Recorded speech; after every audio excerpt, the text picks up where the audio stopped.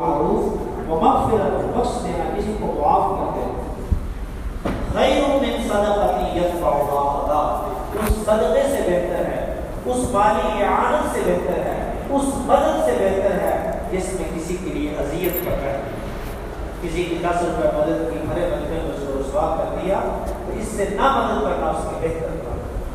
کم از کم اس کا بھرت تو قائم تھا، آپ نے اس کے بھرت کا بھی پردہ چاک کر دیا اور اس کو بھری مجلس میں ذلیل و رسوا کر دیا، تو فرمایا بھلی بات کہہ دینا، کسی کو معاف کر دینا، خیر من صدقۃ یتبعها اذی، اس صدقے سے بہتر ہے جس میں تکلیف اور درد چھپا ہو۔ یا ایھا الذین آمنوا لا تبطلوا صدقاتکم بالمن والاذی، اے لوگوں اپنے صدقات کو جو تم نے اللہ کے لیے مال میں سے اخلاص کے ساتھ ظاہر کیا، لیکن اب اس کو باطل مت کرو، احسان کے بدلہ دوسرے کو تکلیف دے۔ یہاں بھی فرمایا کہ اللہ غنی حلیم، اللہ تعالیٰ بے پرواہ ہے، غنی ہے اور تحمل والا ہے۔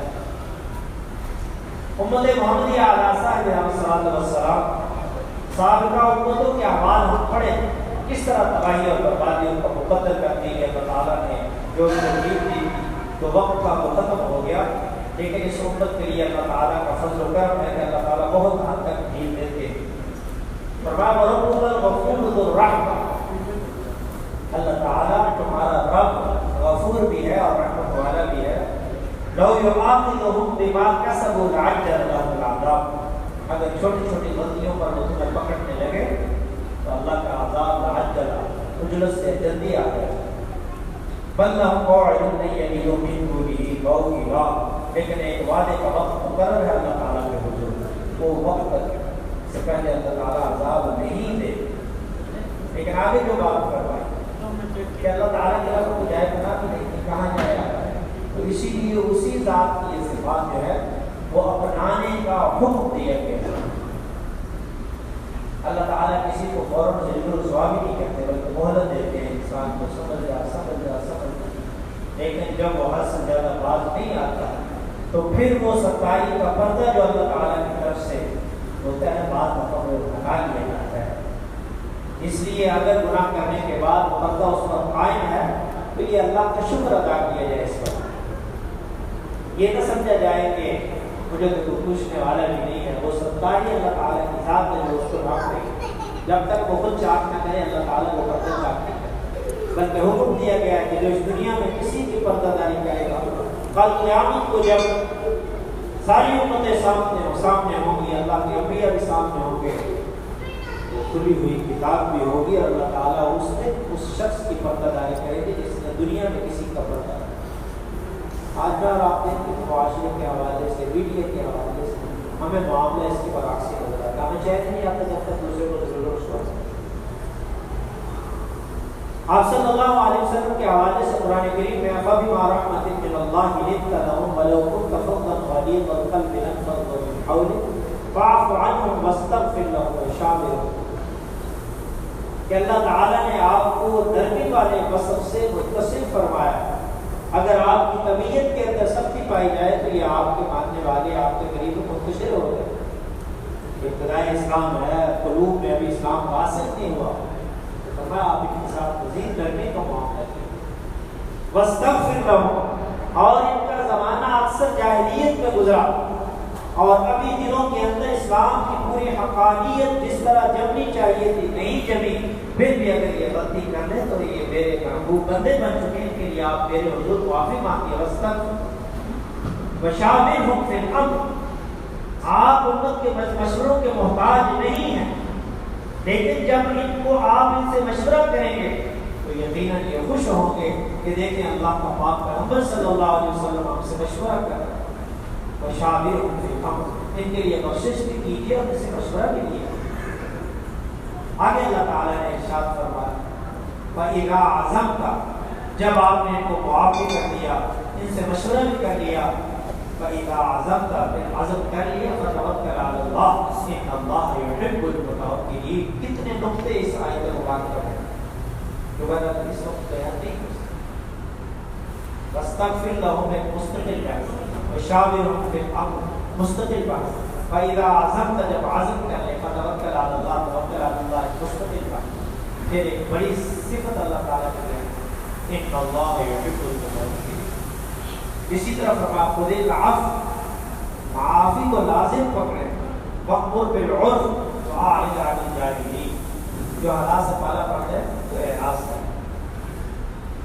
قرآن کریم میں سورہ فرقان میں بھی عباد الرحمن کی یہ صفت بیان کی گئی ہے کہ جو حالات سے پالا پڑے تو گزر جاتے ہیں۔ وَإِذَا مَرُّوا بِاللَّغْوِ مَرُّوا كِرَامًا، شریفانہ انداز سے جا کر روز میں گزر جاتے ہیں۔ یہاں بھی فرمایا خُذِ الْعَفْوَ وَأْمُرْ بِالْمَعْرُوفِ وَأَعْرِضْ عَنِ الْجَاهِلِينَ، تین بڑی باتیں یہاں اس مختصر جملے میں بیان۔ لوگ آپ کو ستا رہے ہیں اور ستاتے رہیں گے، زندگی میں بھی ستایا، آپ بھی ستا رہے ہیں، پھر بھی فرمایا خُذِ الْعَفْوَ، معاف کر دیجیے۔ آپ رشتوں کو جوڑیں گے، لوگ رشتوں کو توڑیں گے، پھر بھی فرمایا خُذِ الْعَفْوَ، معاف کر دیجیے ان کو۔ اور اس کے ساتھ ساتھ لوگوں کی اذیتوں اور تکلیف کے ساتھ ساتھ وَأْمُرْ بِالْعُرْفِ، بھلائی کا دامن مت چھوڑے، اس وقت کرتے رہے۔ اور تیسری بات جو میں نے عرض کی، وَأَعْرِضْ عَنِ الْجَاهِلِينَ، اور جو حالات سے آپ اعراض کی، اس لیے جو حالات سے بچنا بھی جہالت، بات کو ختم کر دینا چاہیے۔ ایک بات کی جاہل آدمی کو دلیل دے کہ اس کے لیے دلیل کیا بتانا، وہ دلیل اس کے لیے بے معنی ہے، آپ کا وقت بھی برباد ہوگا، ہو سکتا ہے آپ کو بھی اس جہالت کی حد پر لے آئے جہاں پر وہ کھڑا ہے بحث مباحثے میں۔ تو عفو درگزر کے حوالے سے قرآن کریم میں سورہ نور میں اس کا خاص شان نزول ہے، سیدنا ابوبکر صدیق کے حوالے سے۔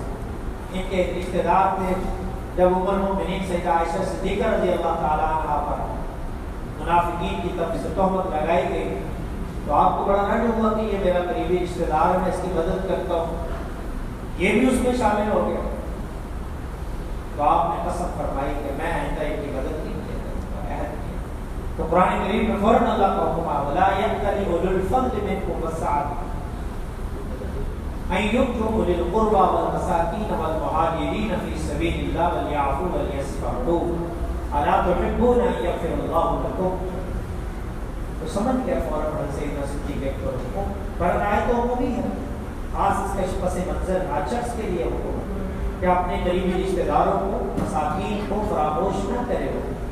پھر اللہ تعالیٰ نے سوالیہ انداز وَلْيَعْفُوا وَلْيَصْفَحُوا، آپ معاف کرتے درگزر کرتے۔ اگلی بات جو بڑی قابل غور ہے کہ فرمایا کہ کیا تم اس بات کو پسند کرتے ہو، أَلَا تُحِبُّونَ أَن يَغْفِرَ اللَّهُ لَكُمْ، کہ اللہ تعالیٰ تمہیں بخش دے، اللہ تعالیٰ تمہیں معاف کرے۔ تو یقیناً کون شخص ایسا ہوگا کہ جو یہ پسند نہیں کرے گا کہ اللہ تعالیٰ مجھے بخش دے۔ فرما پھر یہ صفات بیان فرمائی اس آیت مبارکہ، یہ سورہ نور کی ضرور مطالعہ کیجیے گا، آیت مبارکہ نمبر 22 ہے، 22 ہے، اس کو ضرور دیکھیے گا، اس کا شان نزول اور پس منظر۔ وَالَّذِينَ يَجْتَنِبُونَ كَبَائِرَ الْإِثْمِ وَالْفَوَاحِشَ وَإِذَا مَا غَضِبُوا هُمْ يَغْفِرُونَ وَلَمَنْ صَبَرَ وَغَفَرَ إِنَّ ذَلِكَ لَمِنْ عَزْمِ الْأُمُورِ۔ صبر کریں اور معاف کرنے کی بڑے بات کاموں میں۔ حضرت سیدنا ابو ہریرہ رضی اللہ تعالیٰ عنہ سے مروی ایک شخص نے آقا دو عالم رحمت کائنات صلی اللہ علیہ وسلم سے درخواست کی کہ میرے کچھ رشتے دار، میں ان کے ساتھ بھلائی بھی کرتا ہوں، میں رشتے داری جوڑنے کی کوشش کرتا ہوں، وہ توڑتے رہتے ہیں، اور بھلائی کا بدلہ مجھے وہ برائی کی شکل میں دیتے ہیں، مجھے کیا کرنا چاہیے؟ تو آپ صلی اللہ علیہ وسلم نے فرمایا اگر حقیقت میں ایسی ہے جیسے آپ کر رہے ہیں تو آپ ان کے منہ پر جلتی ہوئی راکھ ڈال رہے ہیں۔ سمجھدار آدمی کے لیے کافی ہے کہ یہ شخص مجھ کے ساتھ بھلائی کر رہا ہے، ویسی کی طرف روک رہا ہوں۔ اور پھر اگلی بات آپ صلی اللہ علیہ وسلم نے ارشاد فرمائی، صحیح مسلم کی حدیث ہے، فرمایا کہ ہمیشہ اللہ ذوالجلال کی طرف سے تیرے ساتھ ایک فرشتہ رہے گا کہ جو تم کو ان پر غالب رکھے گا جب تک تو اس صفت کے ساتھ متصف نہ رہے، جو کچھ وہ کر رہے تو ان کے ساتھ نہ کرے، وہ گال کلوچ کر رہے تو نہیں کر رہا۔ اسی طرح آپ صلی اللہ علیہ وسلم کی سیرت طیبہ میں بے شمار واقعات ہیں۔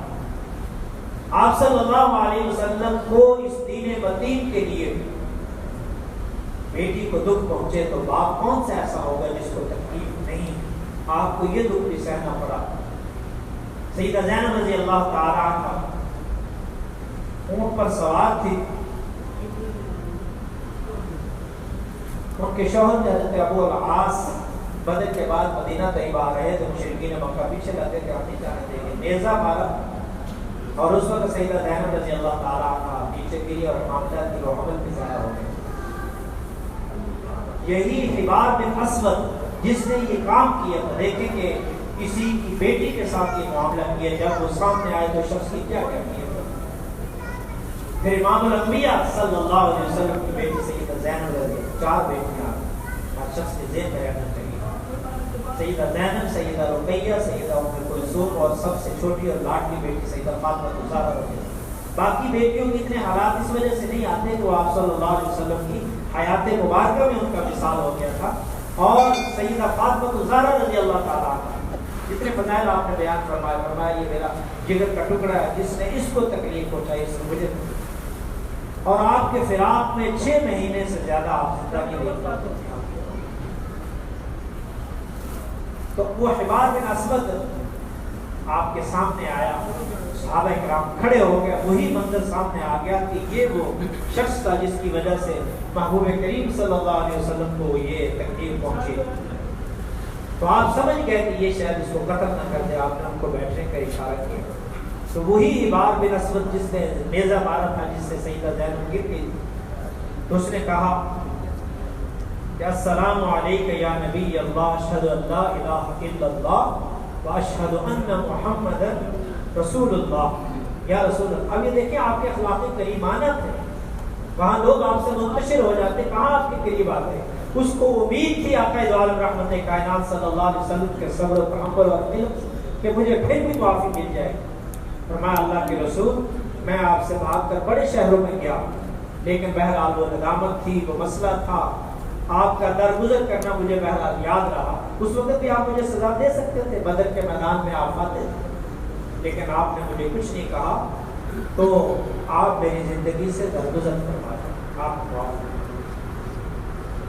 اسی طرح ایک شخص نے قرض کا تقاضا تھا, بڑی بدسلوکی سے آپ سے تقاضا کیا. صحابہ کرام فرتے جذبات میں کھڑے ہوئے, فرمایا نہیں, اس کے ساتھ نرمی کا معاملہ کیا جائے اور اس پہ اونٹ دیا جائے.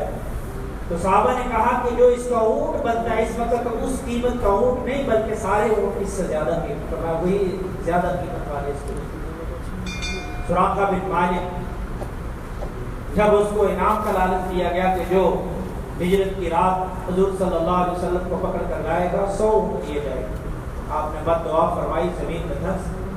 اس نے کہا محبوب کریم رحم فرمائی اللہ کے دعا, آپ نے اس کے لیے بھی دعا کی. عبداللہ بن ابی رئیس المنافقین, کوئی موقع اس نے آپ کے صلی اللہ علیہ وسلم کو چھوڑا نہیں, یہاں تک کہ واقعہ عیسیٰ سیدہ عائشہ صدیقہ رضی اللہ عنہا, اس پر بھی وہ سب سے زیادہ شرارت اسی کی تھی, آپ پر تہمت لگانے کے حوالے سے. غزوہ احد کے موقع پر 300 سواروں کے ساتھ وہ موقع پر جدا ہو گئے کہ میری بات نہیں مانیں گے, افرادی جلت پہلے. لیکن ان کے بیٹے نے درخواست کی کہ اپنا کرتا مبارک میرے والد گرامی کے لیے آپ ہدیہ کر دیجیے, شاید اللہ بخشش. آپ نے فرمایا کہ مجھے پتہ ہے کہ اللہ تعالیٰ اس کی بخشش نہیں فرمائیں گے, لیکن میرا کرتا حاضر اس کو کرنا. آپ جنازے کے لیے کھڑے ہوئے, جناب سیدنا فاروق اعظم رضی اللہ تعالیٰ عنہ نے کہا کہ یہ تو باغی ہے. فرمایا اگر میرے بس میں ہو تو جب تک اللہ کا حکم نہ آئے میں اس کے لیے استغفار کرتا رہوں. اس عمل کی وجہ سے 1000 افراد اس کی قبیلے کے اسلام میں آئے. یہ ہے تحمل و برداشت جو ہمیں اسلام سکھاتا ہے. اور بہت سارے واقعات ہیں. تو تحمل کیسے پیدا ہوگا, اس کے اسباب میں سے سب سے بڑا سبب دین سے دوری, قناعت اختیار نہ کرنا, بے صبری کا ہونا, اور صحیح تعلیم و تربیت نہ ہونا, اور جو فوقیت ایک دوسرے سے آگے بڑھنے کی دوڑ ہے, اس کی وجہ سے بھی یہ چیزیں پیدا ہوتی ہیں. تو مثبت سوچ کو اپنایا جائے, دین سے تعلق قائم کیا جائے. غصے کے لیے آپ صلی اللہ علیہ وسلم نے جو بات بیان فرمائی, وضو کر لیا جائے, جو بیٹھا ہے وہ کھڑا ہے تو بیٹھ جائے, بیٹھا ہے تو کھڑا ہو جائے, اختلافات کو ختم کیا جائے. اور بہت ساری چیزیں ہیں جو ان چیزوں کو, تو اس لیے آج کی اس مختصر نشست میں تحمل و برداشت کے حوالے سے ہم سب کو جو یقیناً بہت بڑا مسئلہ ہے, قرآن کریم کی آیات اور حدیث مبارکہ سے رہنمائی دی جائے. یہ اعلان ہے, اور سب کے بعد پہلے بھی کیا گیا.